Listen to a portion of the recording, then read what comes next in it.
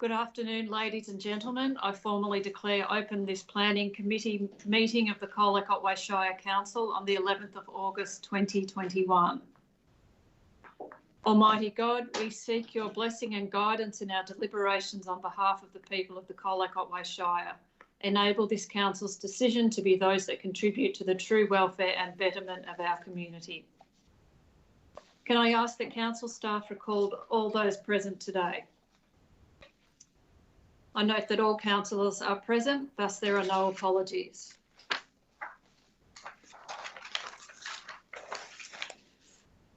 I would like to start this afternoon by acknowledging the traditional custodians and lawmakers of this land, their elders past and present, and welcome any descendants here today.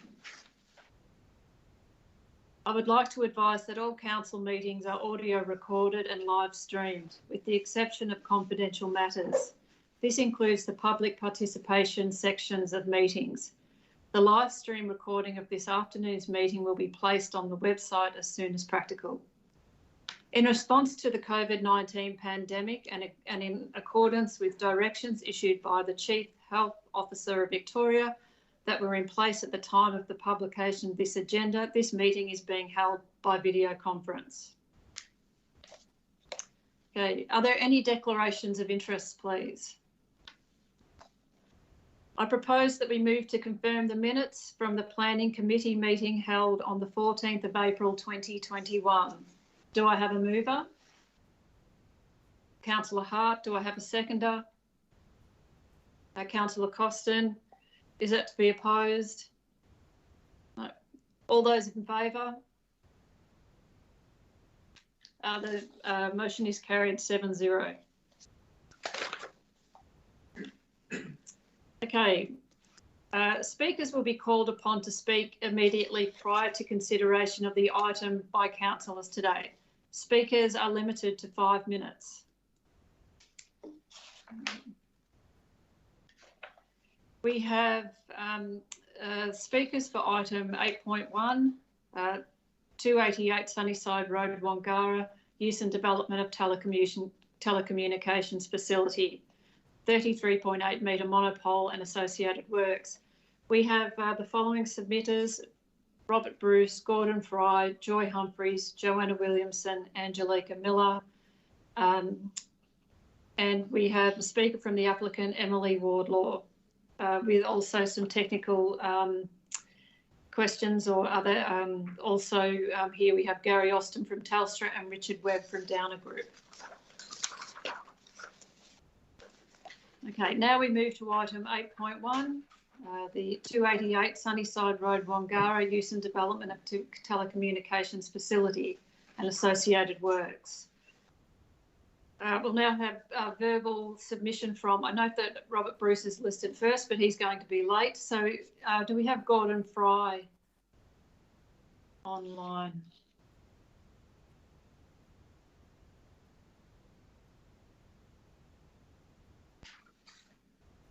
Don't know whether we do. Okay. But we might start with, right, Gordon's not with us just yet, so we might start with Joy Humphreys, if that's okay, for you to hear from one of the objectors, and you have 5 minutes. Thanks, Joy. Thank you, councillors, and thanks for the opportunity. Joy Humphreys at 25 Beatty Lane, Wangara. We will be up from the proposed site. We continue to object to this based on the fact that it's going to really have a big visual impact on our amenity. And we currently have a llama farm down there, and we spend quite a bit of time. Outside COVID, we're there every weekend, but obviously during COVID, that's a little bit harder. We also offer our property up on Airbnb, so it's a delightful place for people to go on holiday. We don't want a Telstra tower to impact on the site. Based on the consultation so far, we've had no one actually come and meet with us and sit at our kitchen table or walk around our property or talk with us about what the impact of the tower will be. In talking to my neighbours, I know that there are alternative neighbours who have got a different site that won't have the same visual impact, and I know that this hasn't been explored with them. So I don't have confidence either in Telstra, their representatives, or the people undertaking the community consultation that all avenues have been explored adequately. There is some suggestion that there will be trees that screen the tower. We all know that trees fall down or get cut down. So utilising the trees as a screen is not something that we can rely on or have confidence in. We've even seen some of our neighbours cut down trees recently, so we know that that's just a fact. We don't have confidence in, based on our experience with the lack of consultation to date, we don't have confidence in what Telstra propose. We don't have confidence in what they say they are going to do, that they will actually do. We're really disturbed that the impact on our beautiful view down there will be major, and we don't want that to happen. As I said, we're not confident that the suggested tree screening will be adequate, and we know that we have neighbours nearby where there will be less visual impact who've offered the site. So we really hope that Telstra could actually listen to us, and that council will listen to us, and look at alternative properties for this to occur where there isn't the great visual impact on us. They're our key things. If that could happen, we'd be really appreciative, and hope that council will consider that and not just kind of avoid the issue, because Telstra certainly haven't. You know, for a great big organisation, they've done really poor community consultation, and that's very disappointing. Thank you. Thank you, Joy. Now, Joy, do you mind, councillors might have some questions Sure. for you. Do you mind answering? Okay, are there any questions? Not at all. Joy?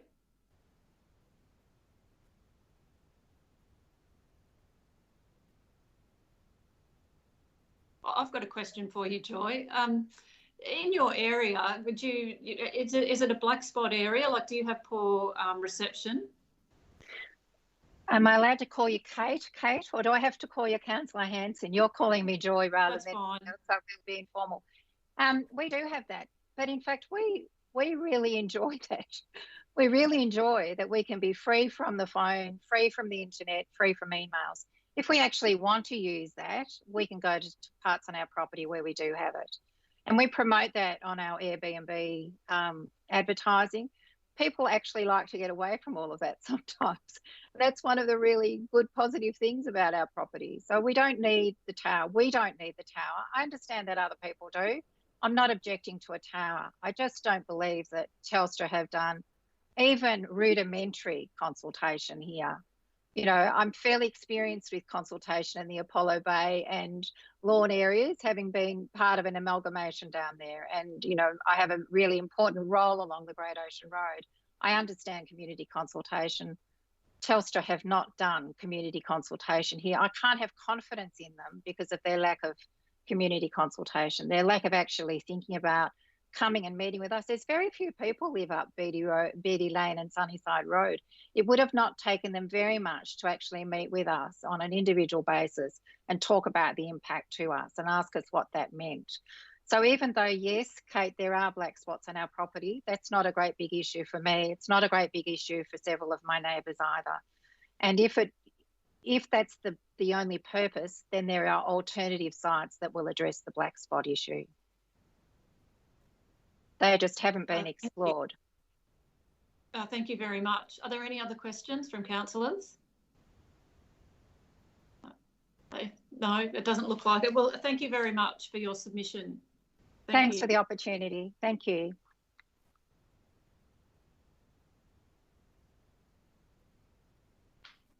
I'll now call on Joanna Williamson. Hello, can you hear me? Yes, we can hear you. Thanks, Joanna. Thank you, and thank you, as Joy said, thank you for the opportunity to speak to you on this. I know that Joy and others will talk about the broader visual impact of the tower, and I only briefly want to touch on that in terms of the obvious major impact this has on my property. My property surrounds this proposed site on two sides. 90% of my property is actually directly behind the site, and it is on the fence line. It cannot be screened successfully from my property, other than if I change the land use behind the tower and change what is a paddock where my animals graze into what would need to be some sort of plantation. There is no capacity to screen that particular site from 90% of my property, and it is actually visible, although not fully visible, from every spot on my property. However, that's not what I really want to focus on today. It's really to just reinforce what Joy mentioned about this, the opportunity for consideration of other sites. And I really do not believe that Telstra have in any way demonstrated that they have thoroughly explored other sites. And I make particular reference to, in the submission that you have in front of you, to page 17, which is a photograph of all of the candidate sites, and particularly candidate B, which is round the corner from where it is now proposed. Candidate B was discounted initially because the approach to the landowner, who is a landowner down on the Ocean Road, he rejected that approach. He has given me the rationale for that, which is quite reasonable, which is that they never explained to him where on his property they would be considering the site. And he assumed, probably quite rightly, that it would be at the front of his property rather than right at the back. Since that time, and Acquire.com and Telstra have been advised for over a year that this landowner would happily consider having that tower on his property. Since that time, there has been absolutely no discussion with that particular landowner. And again, you know, we come back to consultation. There has been no consultation in regard to that site. It's also the site that is listed as council option 2 in the table that is above the photograph. And the rationale put there in terms of the reason, you know, as to why this site has been discounted, clearly don't, in my view, or in anyone's view, I think, discount this site. It says that it's 40 metres lower and that it is in the view of potentially one house, and that there will be some impact on the drive up Sunnyside Road. I don't believe that any of those reasons are reason enough to discount this site. It is adjacent to the road, so it doesn't require any access or minimal access costs. It has a power line that runs virtually over the top of it. And my understanding is that in the categorisation of those sites, that it was probably the second site that was considered, because I know that site A was the first site that was the preferred site, and that was advised to me by consultants. So on the assumption that that is technically a feasible site, I don't believe that Telstra has in any way demonstrated good reason as to why that site should be discounted. I just go back to the fact that where it is proposed has a major impact on myself, my family. It is not something that we can ever ignore when we move around our property, that we can ever screen from our property. And I do believe that there are genuine other locations, particularly candidate B, that have not been fully explored by Telstra.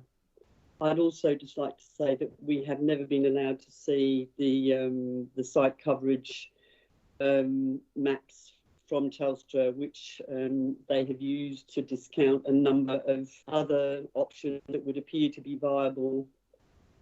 However, I don't believe that candidate B is unviable from a technical perspective, because it has never been said that that's the case. So those are really my critical points. And yeah, I again, like Joy, I ask that our council take into account our concerns and really insist that Telstra do proper consultation and that they genuinely consider all the possible locations for this site. So thank you again for your time. Thank you. Thank you very much, Joanna. Do councillors have any questions for Joanna? No, I don't think so. Oh, well, it doesn't look like it. Thank you very much for your submission, Joanna. Oh, Councillor Costin has a question.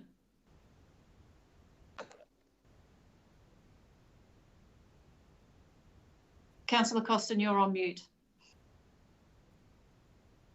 Sorry, Mayor. Can I just ask Joanna about the pine trees which are screening the proposed site? Where are these pine trees located, and what condition are they in? The pine trees, all bar 6 of them, are located on my property. They are the one of the major rationales in terms of the screening provided from all the properties behind the location. They are old. One has already fallen down. There are pieces of them that are falling off continuously over our access road up to that part of our property. They will need to be removed. They are in a very poor condition.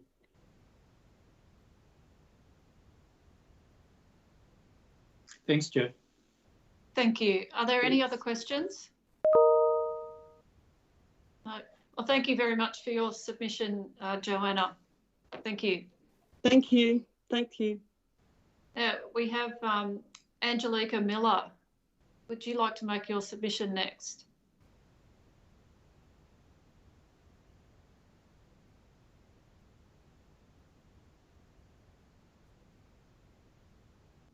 Angelica, you are on mute.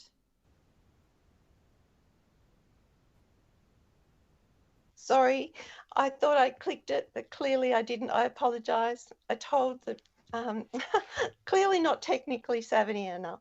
I guess I share a number of concerns, as Joy Humphries indicated initially.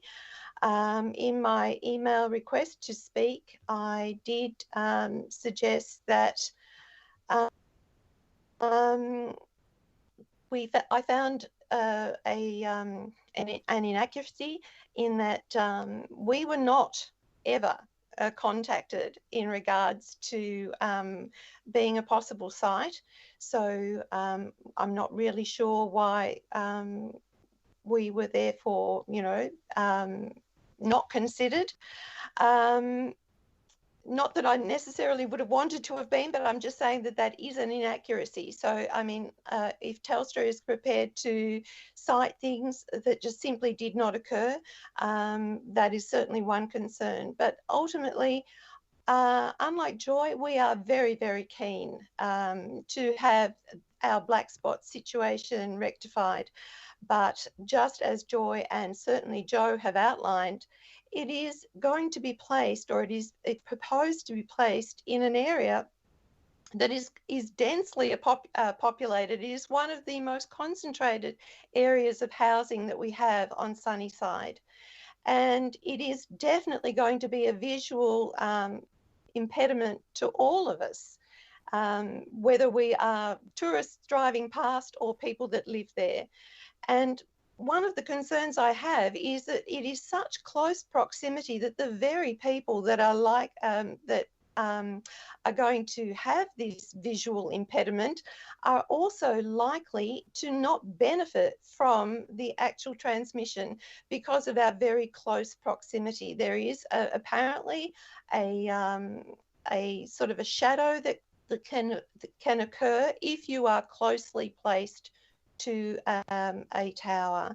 And I also fear that Telstra has, well, certainly done no consultation with us, but they have not explored other possibilities that I guess the untrained like myself just seems so much more obvious than this particular site.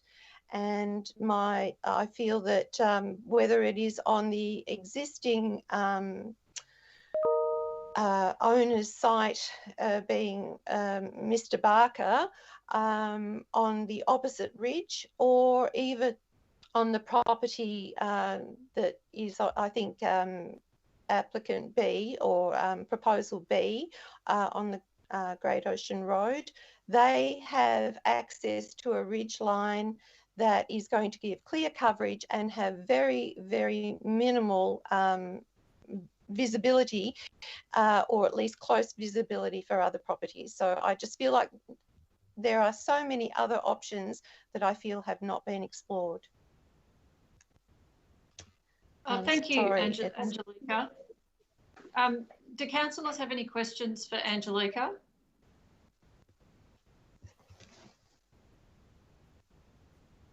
No, not at this point.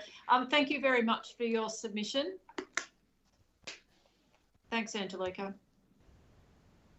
Thank you. Now, I believe we have Robert Bruce is online. Robert Bruce, would you like to make your submission? Yes, hello. Thank you very much. Yes, just hang on a minute. So, yes, I'd like to make a verbal objection. So I live at 45 Beatty Lane, Wangara. And am I able to push pictures or images, or it's just a verbal submission?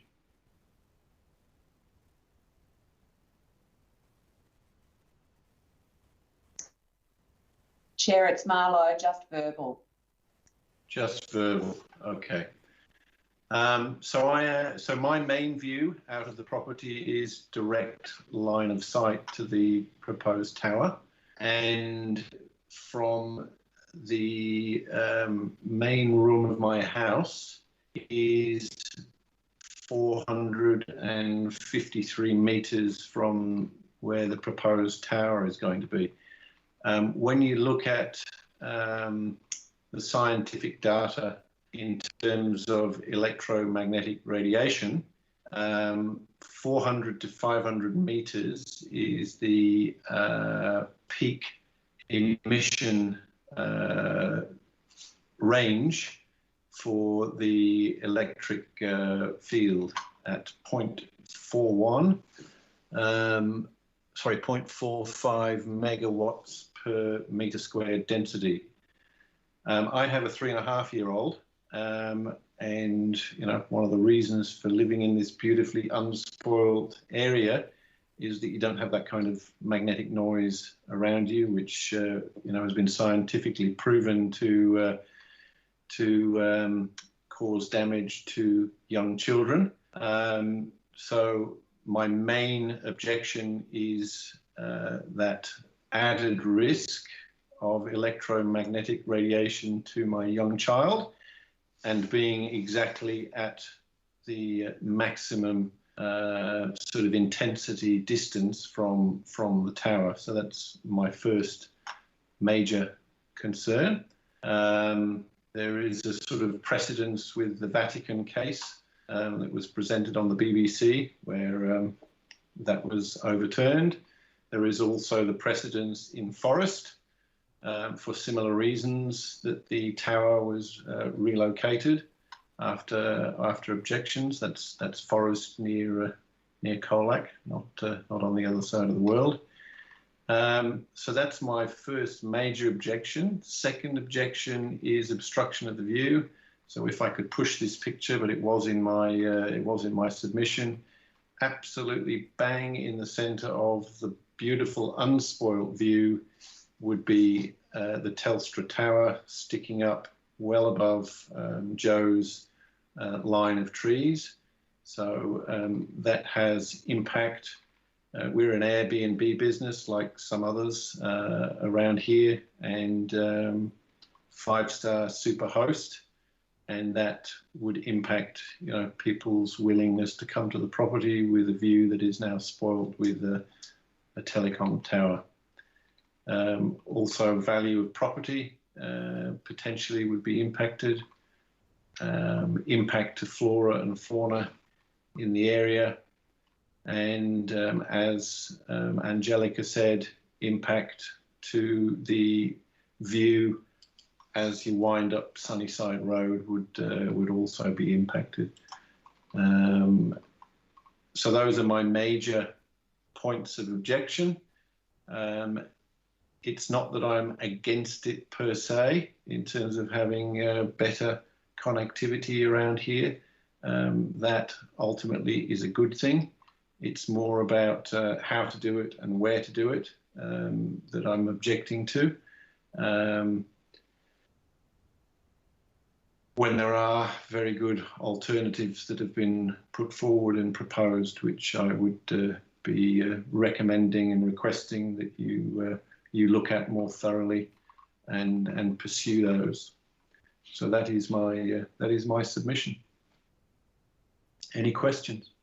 Thank you. Councillor Hart, do you have a question for Mr. Bruce? Yeah, thank you, Mayor, and thank you, Mr. Bruce, and thank you to the other people who've made submissions. In your submission just now, Mr. Bruce, you mentioned the forest situation, and by that you mean forest, which is obviously within Colac Otway Shire. Yeah. Just wondering the context of that, and just trying to clarify your point you're making in relation to the forest. Well, my point is that the initial proposal for the location of the tower in Forest was closer to the residential area, and there were objections made, and a more suitable site a bit further away from the residential area was selected. So that is my point, especially when you think about the electromagnetic radiation, but also the blockage of the view. Thank you. Thank you. Are there any other questions for Mr. Bruce from councillors? If not, yes, Councillor White. Sorry, thank you, Mr. Bruce. You talked about the radius for the electromagnetic field. Are some of the other sites identified resolve that for you? Yes. Okay, thank you. Okay, are there any other questions from councillors? If not, Mr. Bruce, thank you very much for your submission. Pleasure. Now, I have got Mr. Gordon Fry listed as submitter, but I don't believe he is online. I am now. Oh, excellent. Thank you, Gordon. Thank you very much, Mr. Fry. Yeah, I invite you now to make your submission. Okay, thank you. Look, most of the things that have been said, mainly by Joe, are things I were going to mention, but I've only in the last couple of days been able to access the Telstra submission, which, as you all know, covers 92 pages, which seems a little bit like information overload. But there are a few things that jump out to me immediately. If I could refer councillors to pages 16 and 42, which gives a list of candidates and the supposed reasons for rejection. I was shocked to see that candidate H was ourselves and shown as not responding. Well, that's a total falsehood. We've never been approached, either by mail, email, telephone. So this makes me rather suspicious of all the other so-called no responses on the list and the authenticity of the summary. I could also mention that in an email from Emily Wardlow from Acquire, who were acting for Telstra, to me on the 8th of October last year, responding to my queries, she failed to mention that they had, so say, approached us. And I think that would have been an opportune moment to comment. All she said in her letter was that 10 alternatives were assessed without listing them. I must say again, we were never approached. It was also indicated early on that we would be granted a community meeting, you know, at the site to discuss. That never materialised. If I can comment now on the photos which have been submitted to you. In my view, they've been selective, to say the least, from where they were taken, with an innocuous sort of red dot indicating the proposed tower. Now, in this in technological age, I'm sure they could have superimposed the actual tower, showing us the full effect of, the full effect of the structure, but they didn't do that. In fact, no photographs were shown or taken from the properties most affected, such as our own or Joe's or next door. My wife sent in her own photo with her submission, showing she sent it to Acquire, or I believe, showing the impact from our house with the tower in direct line of sight. This has been ignored, it would appear. Those really are my concerns. I feel we're being sort of, steamrollered into this by a big corporation, and that worries me. All I got to say is to the councillors, I'm sure you'll make the right decision. I hope you will. And I would say to you, I don't think any of you will be very happy to wake up tomorrow morning and find a tower in your backyard, which is what we're going to get. And that really is me. Thank you, Mr. Fry. Are there any questions for Mr. Fry from councillors? No questions. Well, thank you very much, Mr. Fry, for your submission. Thank you. Today. Thank you for the time. I appreciate it. Thank you. Thank you for your time too. Thank you. I'll also note that Damien Carr was listed to speak, but he is not speaking today. But I've just better check, make sure he's not online. No, I don't think so. Okay, we'll now hear from the applicant, and I believe we'll be hearing from Emily Wardlaw, but we've also got Gary Austin from Telstra and Richard Webb from Downer Group as well to answer questions. So over to you, Emily. Oh, thank you, and good afternoon, everyone. So I am Emily Wardlaw, I'm the Director of Acquirecom, representing Telstra in this application. So we do have Richard Webb, who's the Program Lead at Downer Group, and also Gary Austin, Telstra Regional Engagement Manager. They're here today to answer any further questions councillors may have. So I'd like to speak today predominantly about the Mobile Black Spot Program and the competing elements when siting a telecommunications facility, and why this application does have merit and achieves the right balance in providing a net community benefit against mitigating visual and environmental impacts. So this application is a result of funding from both the Commonwealth and state governments and also Telstra. It's the result of requests from Colac Otway Shire Council on behalf of its communities to improve mobile coverage, specifically in 13 locations along the Great Ocean Road. So in Council's submission to the Mobile Black Spot discussion paper in 2014, Council identified the key concerns from local communities were number 1, fire danger, 2, individual access to medical aid, and 3, social connectedness. So the key aim of the program is to improve mobile phone coverage and competition in regional and remote Australia, including along major transport routes, in small communities and in locations prone to experiencing natural disasters. The Victorian State Government have also recognised the particular importance of the Black Spot program by amending the planning scheme to provide exemptions for notice and review.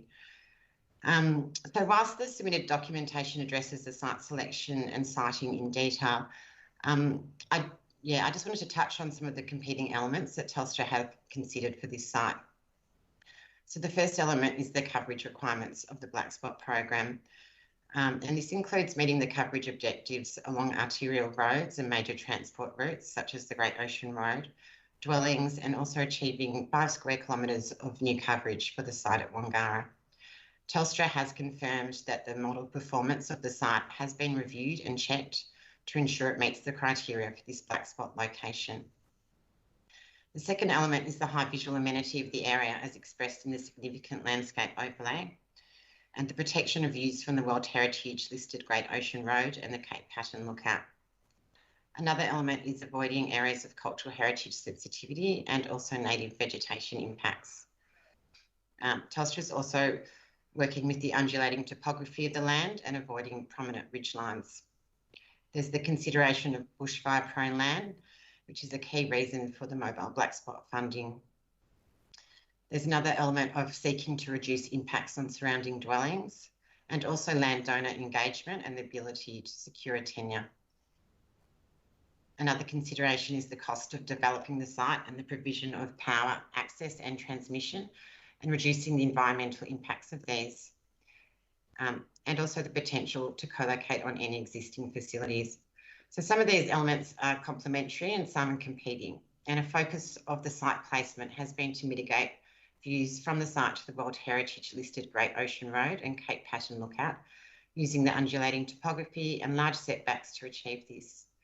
And whilst the location is close to the property boundary of 290 Sunnyside Road, its position avoids the site dwelling located at 120 metres to the west, and does capitalise on the existing stands of pine trees within 290 and also on 288 that will assist to mitigate views on the broader landscape. So I'd just like to highlight that when you site a telecommunications facility, it's not just restricted to the consideration of the conditions on the subject site.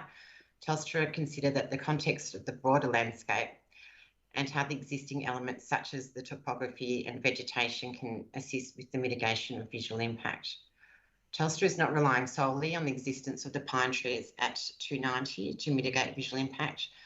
The location of the site is midway up a rise, which avoids ridgelines as outlined in many of the policies in the planning scheme. The undulation and elevation of the surrounding ridgelines also restricts the visual prominence of the site, along with several other stands of vegetation to the west, northwest and south, and also along Sunnyside Road. The monopole is neat, it's slimline, and it's at a moderate height and will be painted pale eucalypt to ensure a non-reflective appearance. So I guess in deciding this application, the overriding consideration should be, does the facility achieve the right balance in providing a net community benefit now and for future generations? Telstra's proposed the site as we believe it has merit. It achieves a balanced outcome in addressing state and local planning policies, and the provision of modern infrastructure will improve safety in this bushfire-prone area. It will foster community connectivity and economic benefit, whilst also minimising visual and environmental impacts.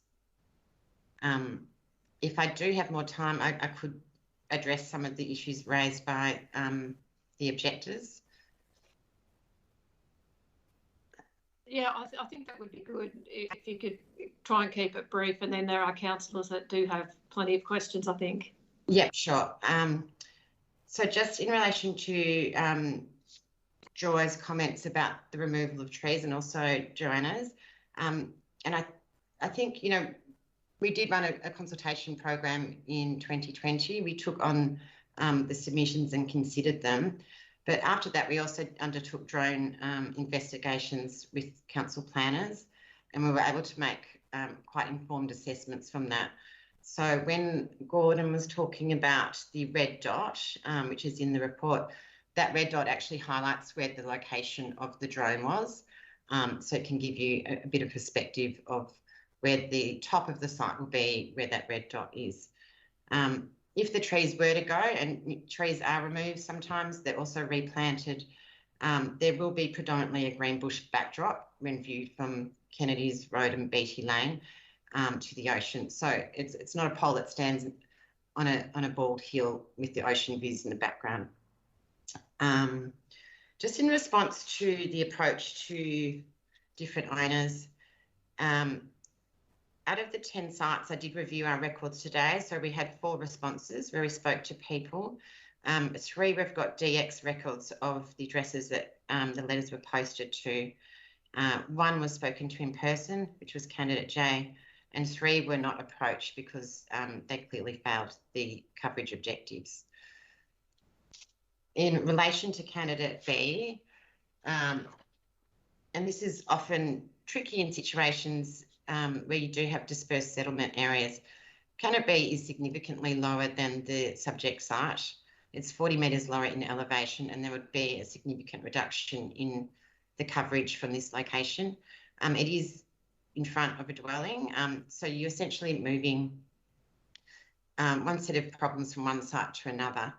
The site which was chosen because it is on the far east side of where the settlement area is, and predominantly those dwellings within the immediate vicinity are focused southeast towards the ocean, so their ocean views are protected from the siting of the site. Just if there's any other notes. Just in terms of electromagnetic emissions, there is an individual environmental report done for every site.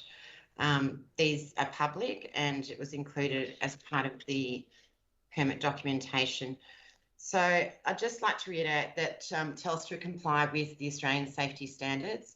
These are set by PANZA and based on recommendations from the World Health Organization. They cater for all people, including children and vulnerable people, 24 hours a day. And they also have a significant safety margin built in. So just in relation to the site at Wangara, the EME report shows that the maximum level calculated for this site is actually at 0.012% of the allowable limit. That is, if you're allowed 100%, it's 0.012, and this is actually located 4 metres from the subject site. So sites do vary. We might open it up to councillor questions if that's okay. Sure, no problem. Okay, Councillor Bell, you have a question? Thanks, Mayor, and thank you to all the submitters to date, and thanks, Emily, for your address. My question is potentially for Gary, but Emily, I'll ask you in any case.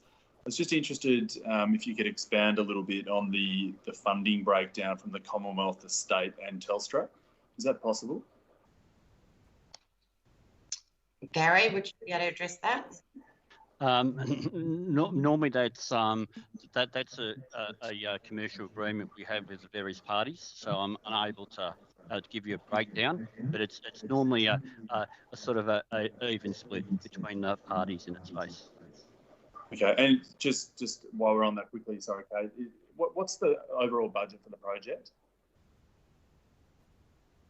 I might hand that to Richard. That question, if that's okay. Thanks, Gary, but unfortunately I can't assist with that one. The overall budget would be held by the project team, but it isn't unlimited. We are having to try and come up with an economical solution for delivering the site. Thanks. Councillor Hart, you have your hand raised. Yeah, thanks, Mayor, and thanks, Emily and everyone, for your submissions today. Will this coverage improve the receptions for mobile at places like Skeens Creek and Apollo Bay?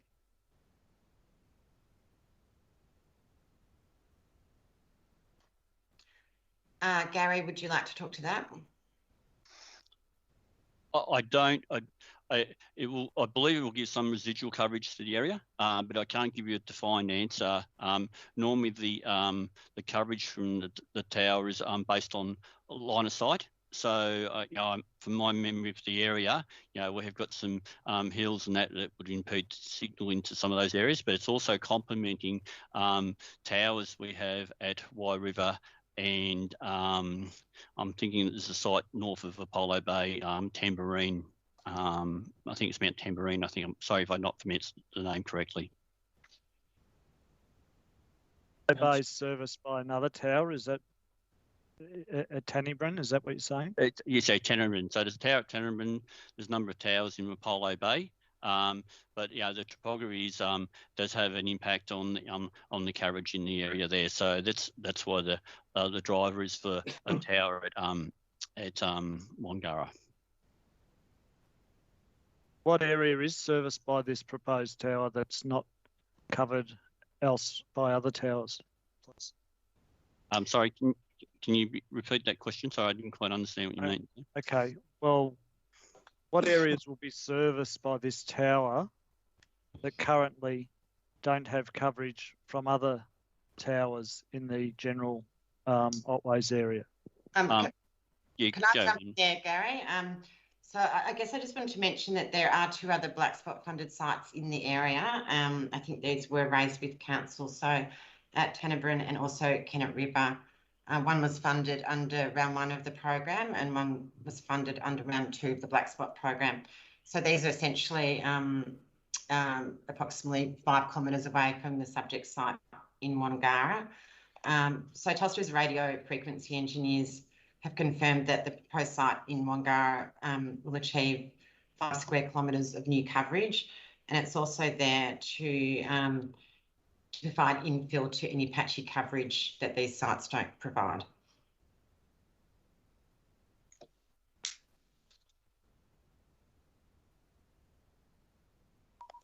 Are there any other Councillor Costa and then Councillor Bell? I think Jamie was before me. Okay. Oh, that's all right. You go, Graham. I'm wondering if there's any other technologies that can be used. I understand within urban areas there's microcells or small cells technology which are used to expand coverage rather than monopoles. So small cells are typically used in very dense urban areas where, like say the CBD in Melbourne, where they're a complementary technology to a base station. And Telstra have also rolled out small cells in regional townships. So when warehouses are very close together, they can provide usually up to 400 to 800 metres of coverage. So no, it wouldn't be appropriate for small cells in this location.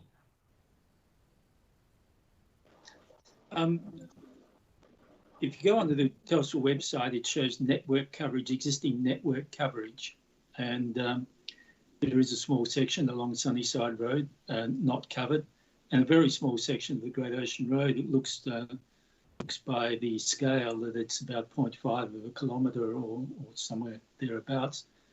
I think there's been a number of requests for the coverage of the proposed tower, and I'm just wondering why we don't have a map showing the coverage. So Telstra's online coverage maps do show areas with no coverage, also patchy coverage within Wangara, and also the broader surround. So, and the disclaimer on this website or on the online maps does explain why there may be variations to actual coverage, both indoor and outdoor. Telstra don't release predicted coverage maps, so they use a variety of modelling tools to calculate predicted coverage.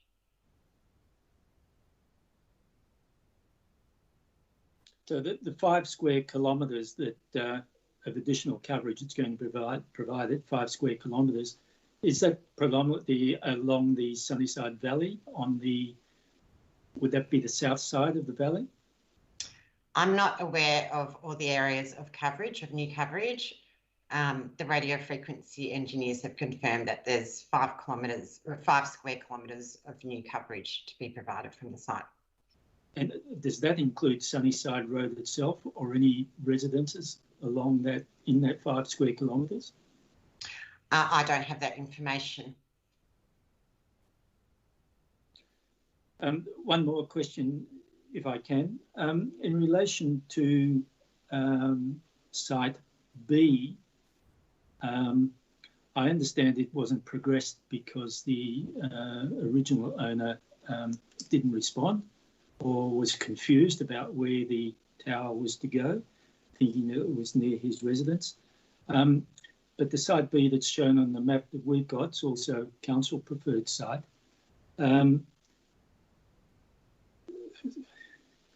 Would that satisfy the requirements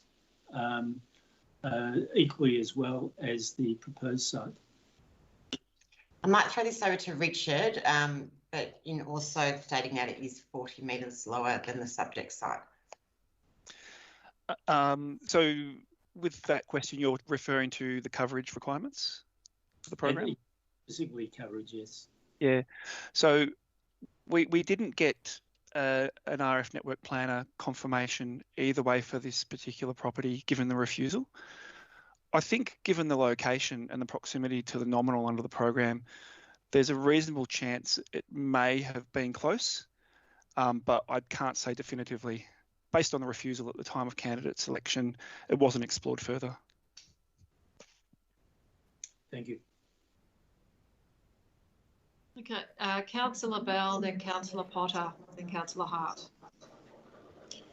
Thanks, Mayor. I was just wondering if somebody would be able to expand on the 5 square kilometre additional coverage that has been spoken about, and if there's any data around how many people within that area are permanent landholders or residents of that particular area, and also in addition to that, what sort of numbers is that 5 square kilometre area likely to experience in terms of, you know, visitor population and tourists, etc. I'm just trying to get an understanding of a net benefit here.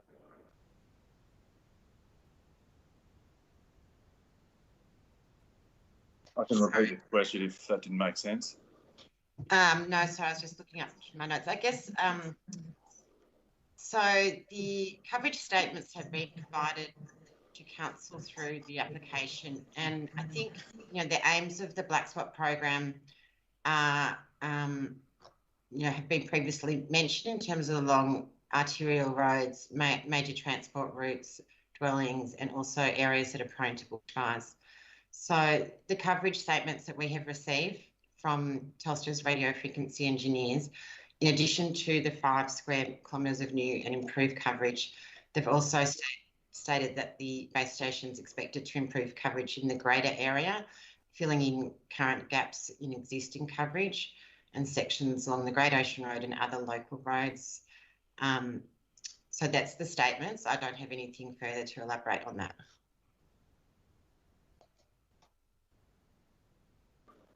Okay, Councillor Potter. Thanks, Mayor. Look, Emily, like some of the other councillors, obviously have got some concerns about the lack of mapping being provided. I understand that might have some commercial connotation, so we don't get to see it. But I think that's been canvassed enough in my mind at the moment. I'm concerned about the community consultation. We've heard from residents that they believe they were promised a community meeting which didn't happen. One resident said he'd never been spoken to, and now the location for candidate B that's been rejected, maybe a change there, and that might be come into consideration as being a suitable site. If this matter was postponed for, say, a few weeks, would you be prepared to revisit Site B and have another go at including some of the residents that say they've never been spoken to or consulted? So I'd just like to confirm there was no community meeting ever offered or proposed, and the consultation program was done in, I think it was June last year, May or June, in 2020, which is obviously during COVID. Telstra are applying for a site at this location. I'll just maybe get Richard to address reviewing candidates. But yeah, I think I've covered the fact that the two speakers today that said they were never approached, I do have DX records of letters being posted to them. Richard, would you like to speak about revisiting candidate selection? I guess for one thing, this program, and this isn't just for us people involved in delivering it, but also stakeholders, Telstra, Commonwealth, state governments. They don't have open-ended timeframes on them. They've got limited budget. Now, this candidate, for whatever reason it's happened, I think one of the submitters did explain there may have been a misunderstanding at the time of original discussions, but a lot has happened since that time. Now, it's not that candidates never change, but the longer you sort of go with a prime that you believe has merit, then the less suitable it is to reset and start looking at alternatives. Now, we firmly believe that there is merit in this application. I know there are some issues and concerns that have been expressed, and some of those are certainly valid. I'm not necessarily convinced that some of these alternate properties actually address these concerns without simply shifting them to a different location. Our strong preference would be for this application to be assessed on merit on the basis that this was the option available to us at the time of candidate selection, and it is a reasonable proposal for consideration.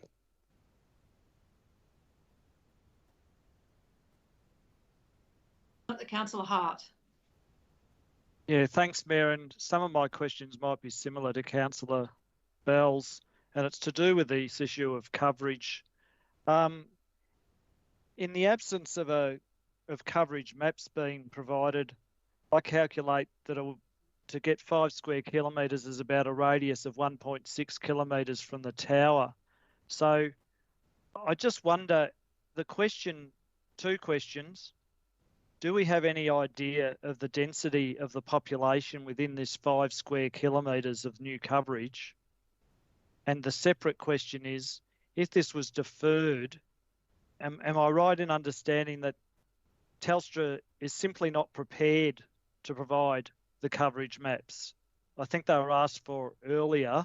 I just want to be clear, is it that there was, for whatever reason, they can't be provided today, or is it that for commercial reasons, Telstra just will not provide the coverage maps from this tower? You're just not prepared to provide them. Is that a correct understanding, or if we asked for them, you would provide them? Look, it's Gary here. Look, it's their policy not to provide any coverage maps until the site is built and commissioned.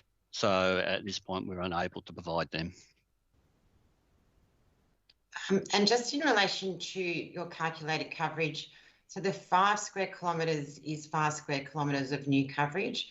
So it doesn't necessarily meet that, I guess, assumption that would just be a circular area from the site with the centre.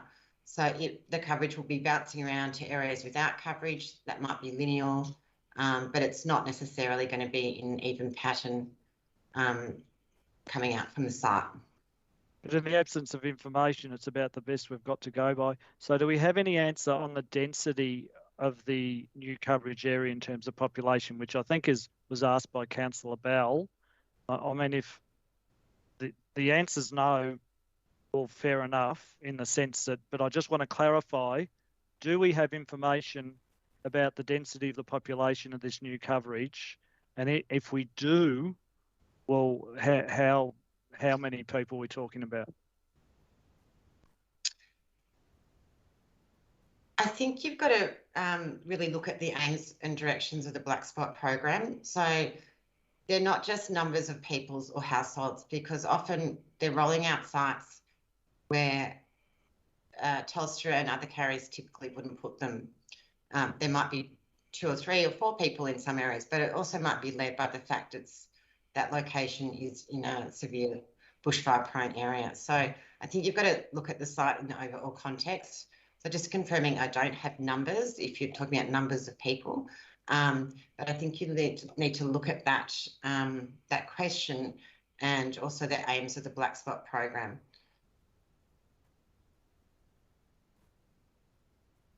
Councillor Costin.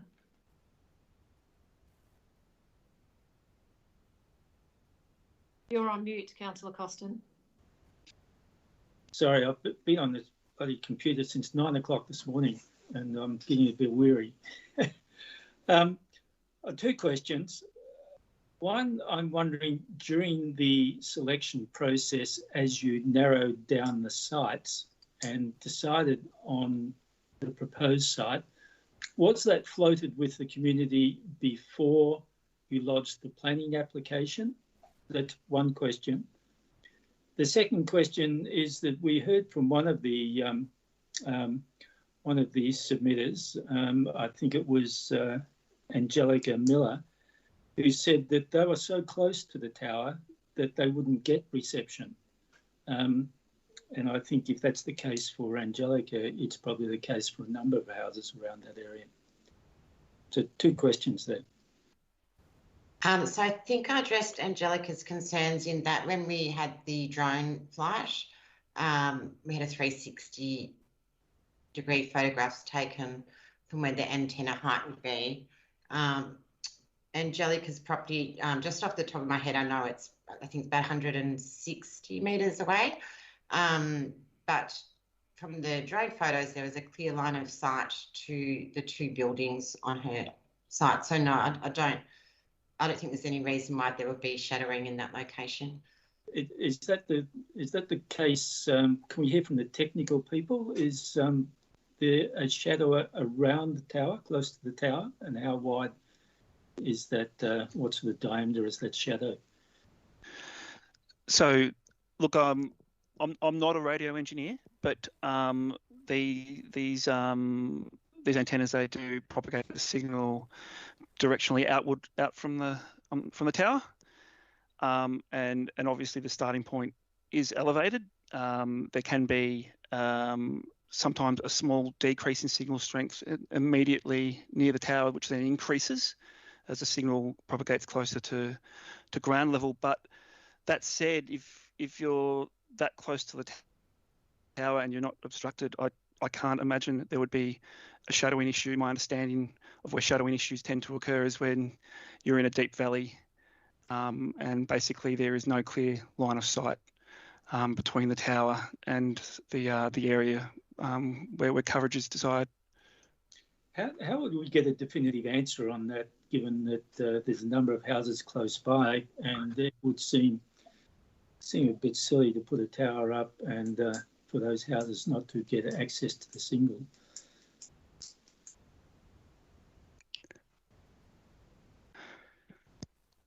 Yeah, look, I don't think the definitive answer can ever come with this stuff until after the facilities are up and running and measured. So these things get modelled in lots of different ways, as Emily has suggested.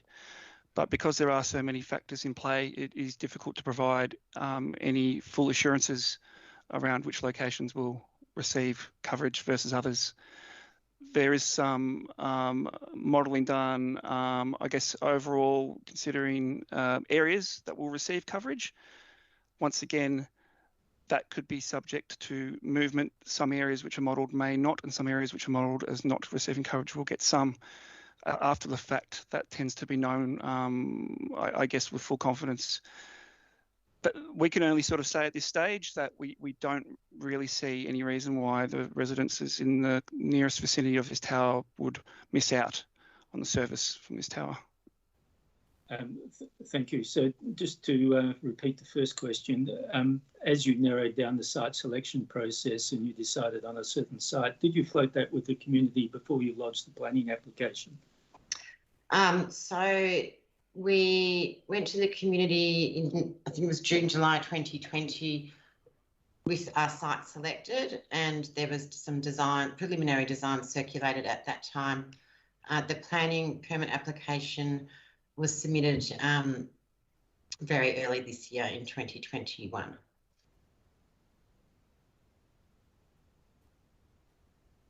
Councillor Potter. Thanks, Mayor. Look, I know council have advocated to fix black spots, and so has the community in this area, and I thank the state and federal governments for attempting to do that.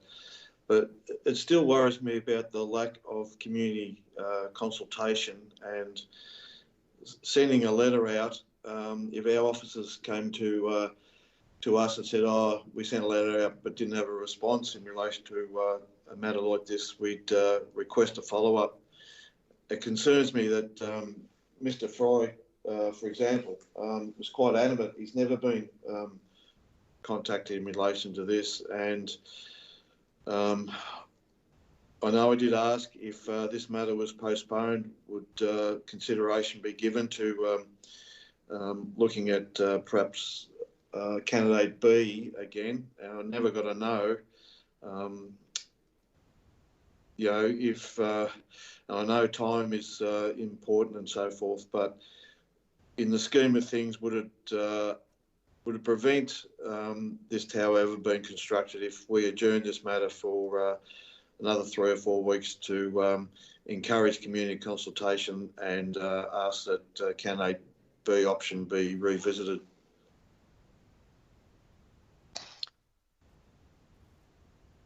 Richard, we might want to answer about the option B. I'd just like to say that, you know, in terms of the community consultation, And I guess my comments earlier, we are balancing a number of competing interests. And I really do think that we've met all of the policies within your planning scheme. In terms of candidate B or revisiting, I might leave that to Richard to answer.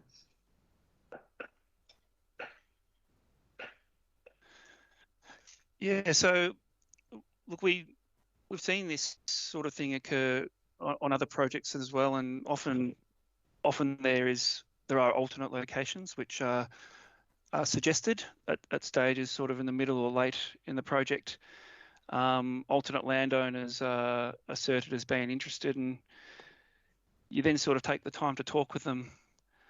They're not really that interested, or you sort of spend another 6 months going nowhere. So look, I do understand what you're suggesting in terms of having another look at another option. You know, we could exhaust that, and then another option comes up, and this is where we sort of have to consider where do we draw the line on these sorts of things.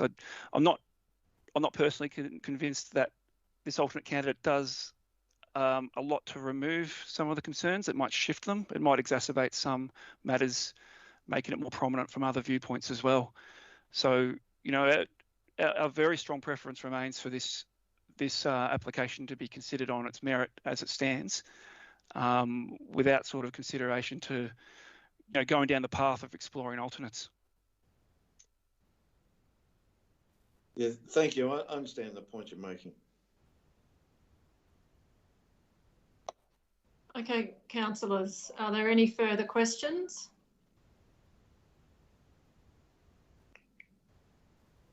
Councillor Hart, did you? Sorry, Mayor, I'm just wondering if I have a question for officers. I'm just not. Will there be an opportunity to answer question of officers, please? Yes, there is. There will be. If there's no further questions for Emily, Gary, and Richard. No. Okay.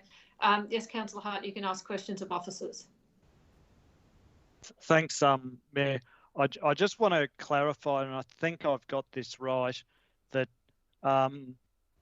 if we were to refuse this permit for argument's sake, the applicant could appeal to VCAT. But if we grant the permit, the people are unhappy with that decision, have no right to appeal to VCAT. Is that a correct understanding? Through you, Mayor, under the provisions of the planning scheme, this application was exempt from public notice and from appeal rights for third parties. So basically the applicant would have appeal rights on any decision that was made. Any submitters don't have appeal rights.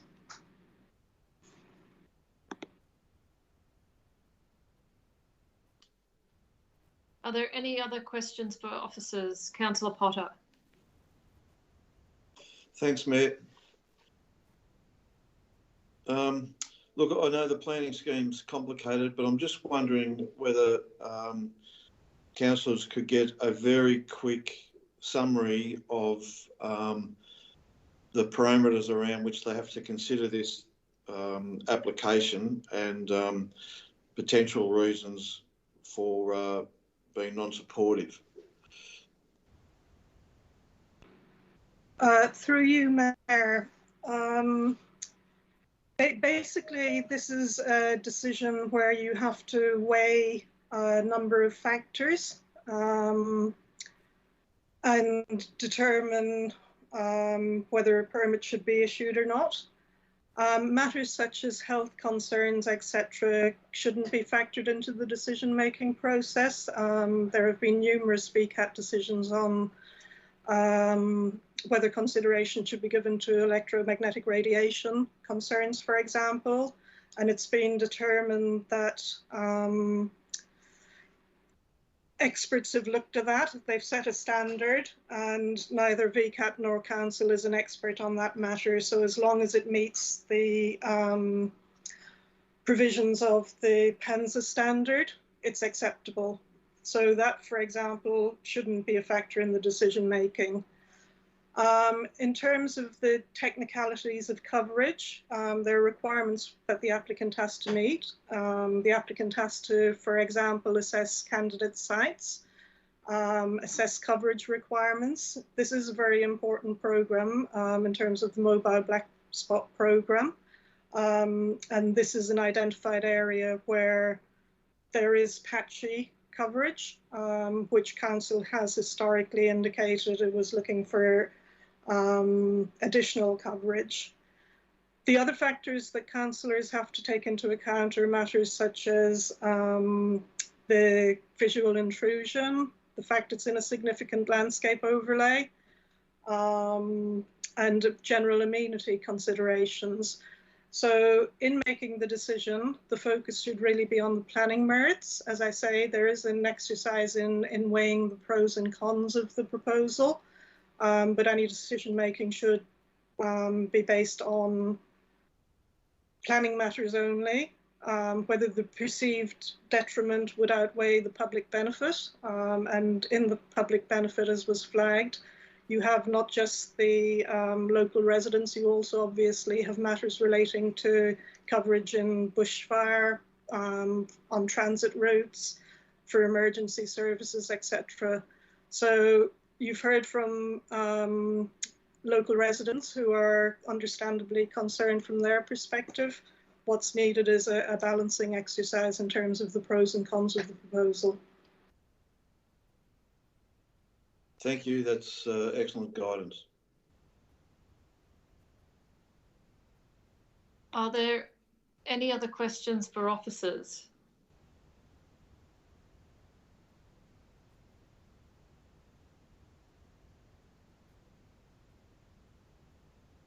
No? No. If there's no questions of officers, councillors, we have a recommendation before us. Oh, Councillor Costin, you raised your hand, sorry.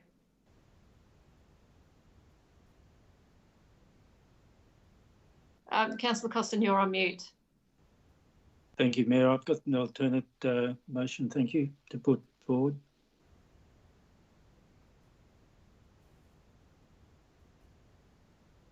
Councillor Costin, you have an alternate motion which has been put up on screen that councillors can read.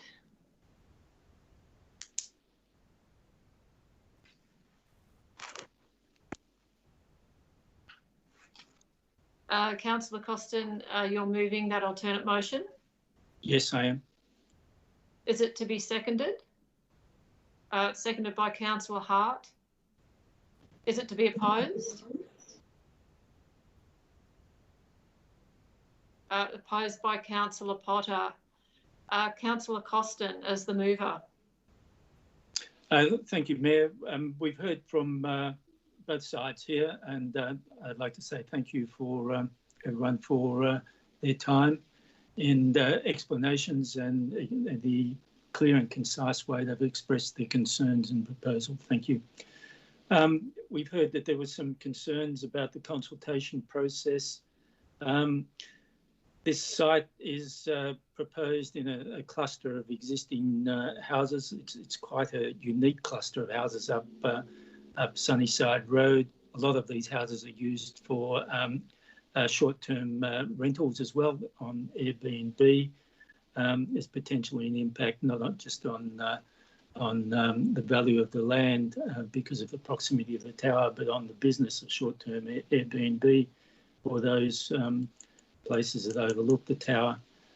We heard about the pine trees screening the tower, but that's largely irrelevant because the pine trees are not going to be there in 10 years or 12 years or so anyway, and there's no proposal, no undertaking to replace the trees. There are some concerns about whether some people living close to the tower will get reception. But the reason I'm proposing the application be refused is because my interpretation of the visual impact is that it's a detrimental visual impact and doesn't fit with our planning scheme. And we have a clause 52 covering telecommunications facilities, and it doesn't seem to fit well with that, nor does it fit well with the Code of Practice for Telecommunication Facilities in Victoria. The second point I've got there is that it doesn't strike a balance between the need, the importance of telecommunication services against the need to protect the environment against the adverse impacts, including the visual impacts of the infrastructure. So that, in fact, is contrary to another clause of our planning scheme. And there's a further clause relating to landscapes, and landscapes are very, very important up this section of Sunnyside Road. That's why the people live there. That's why the places are very popular with short-term property rentals. It's so significant, the landscape issues, that there's a significant landscape overlay in this area, and the objective is to minimise the visual impact of infrastructure. This tower, even though it's a monopole, it's certainly going to have a high visual impact, not just from the surrounding houses, but as you drive along Sunnyside Road itself.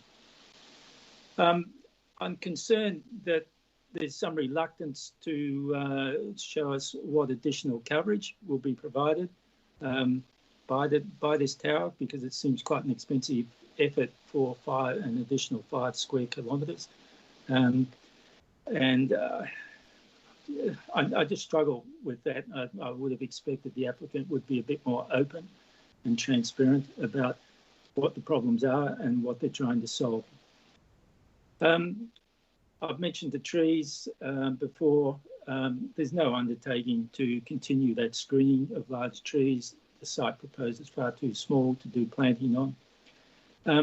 The application doesn't address the economic impacts on the surrounding properties, and that's devaluation of land, but also potentially on Airbnb income. So there's an economic impact. There's a social impact, just in that there is a significant level of opposition, and it does increase the concern of people who live nearby, that every day they have to get up and look at this tower out their window. And the level of community opposition seems to be significant and local in that immediate area.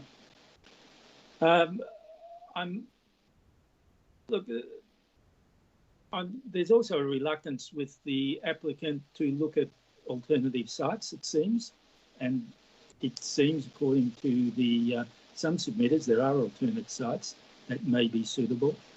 And even one submitter suggested that there's alternative technology, there's emerging technology that could be suitable. I'm not convinced that alternative technology is not suitable for rural areas. It's being well used in urban areas at the moment. So I understand the need to improve coverage, particularly along the Great Ocean Road. But that section along the Great Ocean Road that hasn't got coverage at the moment seems quite small, only about 0.6 of a kilometre. And I can't even see the proposed coverage map, whether it addresses that Great Ocean Road site. I've been up to the proposed site and looked down, and I can't see the Great Ocean Road from up there, so I can't see line of sight down to the Great Ocean Road. Thank you. Thank you. Councillor Hart as the seconder. Yeah, I'll reserve, Mayor. Thank you. Okay, thank you. You have dropped off screen. I don't know whether you meant to do that or not. Councillor Potter as the opposer. Yeah, g'day. Thanks, Mayor. Look, I'm not prepared to vote against the installation of this tower today. I flag, Mayor, if this alternative motion is not successful, I'll bring another one in relation to a deferral. But if we just deal with this alternative motion, I have real concerns that this would, if a permit wasn't granted, this doesn't address the black spot issues. I'm well versed in the black spot issues, and the risk of not having telecommunications. And it's been raised about some of these properties being in business and Airbnb, and sends shiver down my spine to think that there could be people from overseas or elsewhere in Australia not familiar with this area in the event of a bushfire or a landslip, not having the means to communicate, to get assistance, get advice. I think we would be letting the community down if we voted against this today, and I just couldn't in any conscience support a motion that prevents people being able to access emergency services through telecommunications. So I can't support this motion. Does any other councillor wish to speak?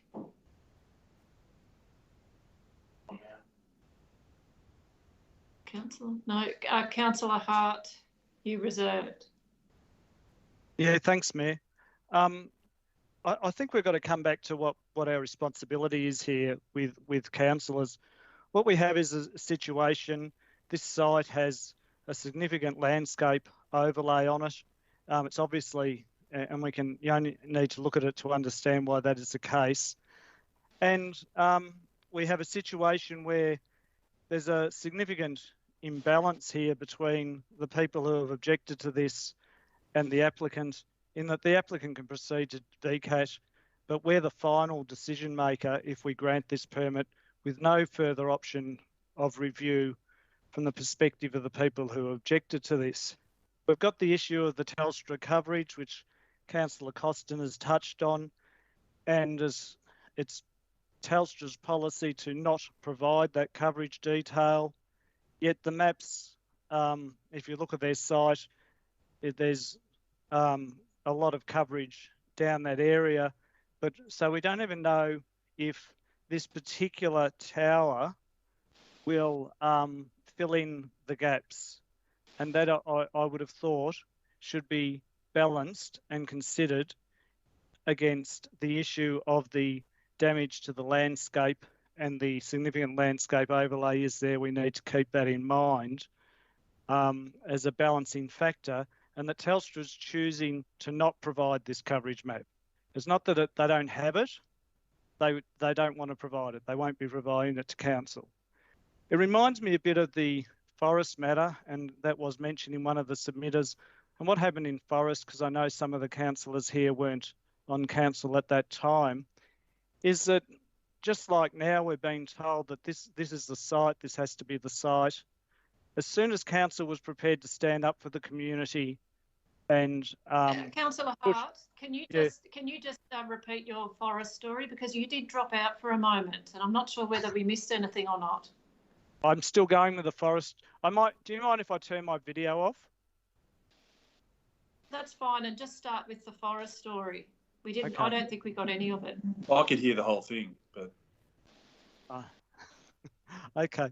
The point of forest, thanks, Mayor, was that as soon as council started to push back and did push back on that forest location of that tower in forest, the telecommunications company, and it was a different company, suddenly found another suitable site. So I actually was having difficulty where I would go with this matter when we started the meeting today. But when I started to get answers from questions or didn't get answers from questions really, that there is information available that would say whether or not coverage would be improved, but that's not going to be provided. Experience in the past where council has stood up for the community, the telecommunications provider found another location.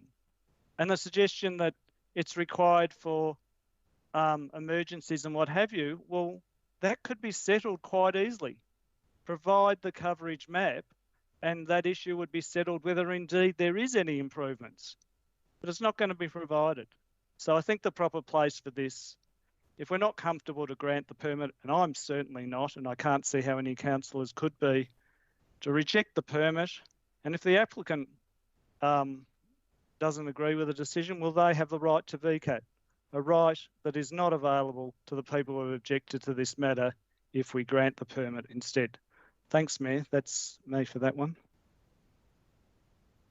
You did just drop out for the last 10 seconds. If you do want to just, but you did say that the applicant has the right to go to VCAT, but it's not. That's not the case. Well, that's not the case for the objectors. So I think in the significant imbalance and the lack of information being provided by the applicant, that the only fair decision for us to make, if you're not comfortable with it, is to reject the permit application. And that's what I intend to support Councillor Costin's resolution. Thank you. Councillor Costin, you have a right of reply. Thanks, Mayor. In this instance, we have a significant level of community concern. We've listened to the objectors. It's only a small community there, and I don't know the percentage of people who have objected, but it must be very high in that small community. Their main concern is about the impact on significant landscape. They're not against the black spot program. Some would like to see improved coverage, but they're opposed to this particular site because of the landscape issues. We've got a planning scheme which has provisions to protect significant landscape. We've got clauses in our planning scheme, and we've got a significant landscape overlay. It may be subject to interpretation, but my interpretation is that this is an inappropriate site given that those protections we have in place. Thank you. Councillors, I will now call for a vote. All those in favour?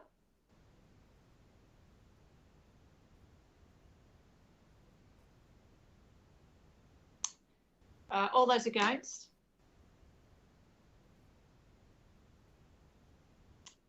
The motion is carried 4-3.